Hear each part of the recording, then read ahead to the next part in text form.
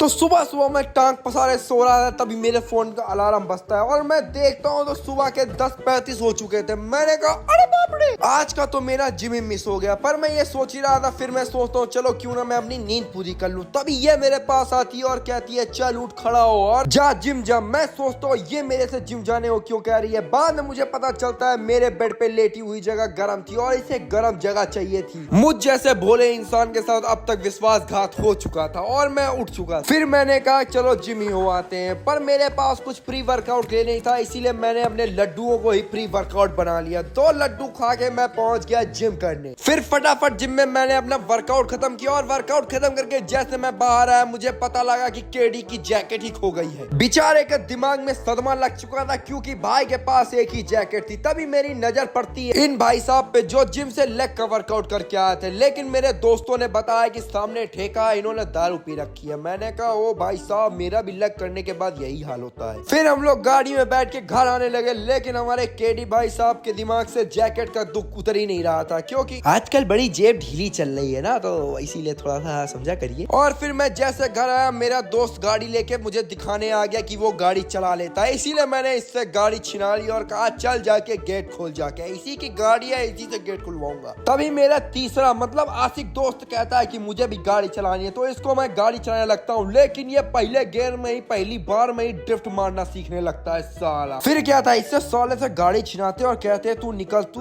2 wheeler के लायक ही है, बस बस तू वही चला। उसके बाद हम समोसा लेके आ जाते हैं समोसा खाने, और इनका देखो ये खाए पिए बड़े तेज रात, देखो कैसे भर रहे हैं, 30 समोसा खा रहे हैं हम एक एक खान केवल। खैर इसी के साथ देते हैं अपनी वाणी को विराम। बोलो जय श्री राम। मिलते हैं अगले व्लॉग में, तब तक के लिए राम राम।